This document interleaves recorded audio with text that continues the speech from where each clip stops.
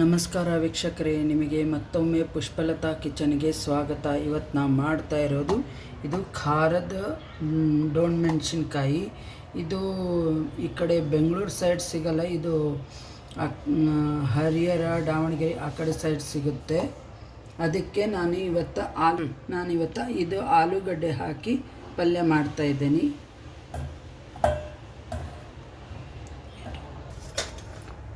ಅದಕ್ಕೆ ಪಲ್ಯಕ್ಕೆ ಒಂದು 2-3 ಸ್ಪೂನಷ್ಟು ಎಣ್ಣೆ ಹಾಕ್ಕೊಂಡೇನಿ. ಫಸ್ಟು ಒಂದೂವರೆ ಸ್ಪೂನಷ್ಟು ಸಾಸಿವೆ ಹಾಕ್ತಾಯಿದ್ದೀನಿ.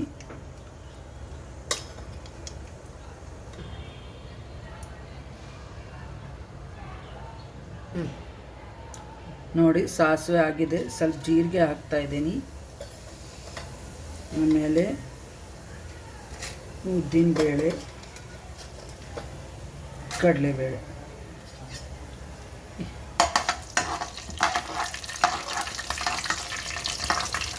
ಕರಿಬೇವು ಹಾಕ್ತಾಯಿದ್ದೀನಿ. ಫಸ್ಟಿಗೆ ನಾನು ಆಲೂಗಡ್ಡೆ ಹಾಕ್ತಾಯಿದ್ದೀನಿ. ಇದಕ್ಕೆ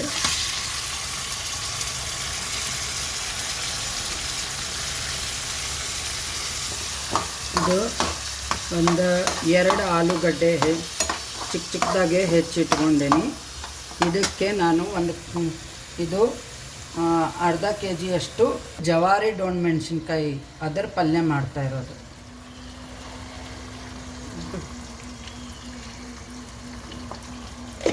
ಅರಿಶಿನ ಪುಡಿ ಹಾಕೇನಿ.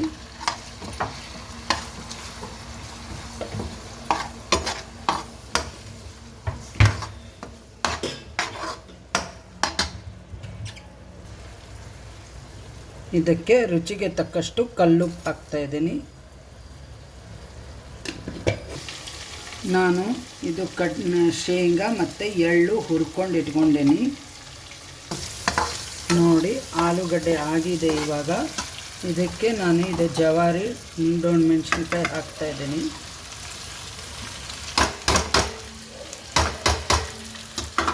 ಇದು ಖಾರ ಇರೋದ್ರಿಂದ ನೀವು ಖಾರ ಹಾಕೊಳ್ಳೋ ಅವಶ್ಯಕತೆ ಇಲ್ಲ, ಇದು ಖಾರನೇ ಇರುತ್ತೆ.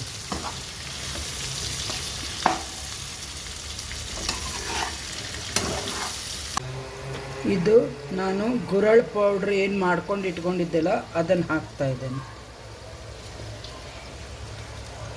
ಒಂದು 2.5 ಸ್ಪೂನಷ್ಟು ಹಾಕೇನಿ. ನೋಡಿ,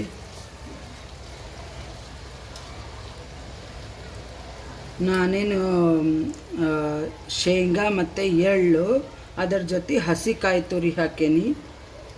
ಅದನ್ನು ಮಿಕ್ಸಿ ಮಾಡಿಕೊಂಡ್ರೆ ಅದನ್ನು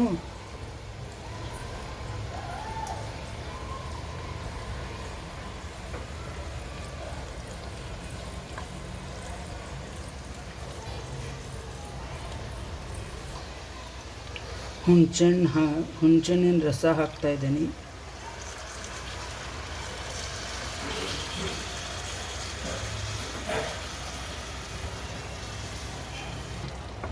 ನೋಡಿ, ಇದಕ್ಕೆ ಎಷ್ಟು ಬೇಯೋಷ್ಟು ನೀರು ಹಾಕ್ತಾಯಿದ್ದೀನಿ.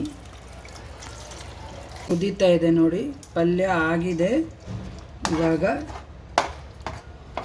ಇದಕ್ಕೆ ಲಾಸ್ಟಿಗೆ ಕೊತ್ತಂಬರಿ ಸೊಪ್ಪು ಹಾಕ್ತಾಯಿದ್ದೀನಿ.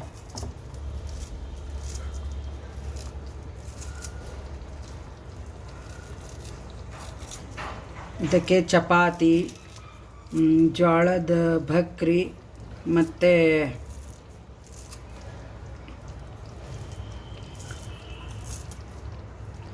ಅಕ್ಕಿ ರೊಟ್ಟಿ ಕಾಂಬಿನೇಷನ್ ಚೆನ್ನಾಗಿರುತ್ತೆ.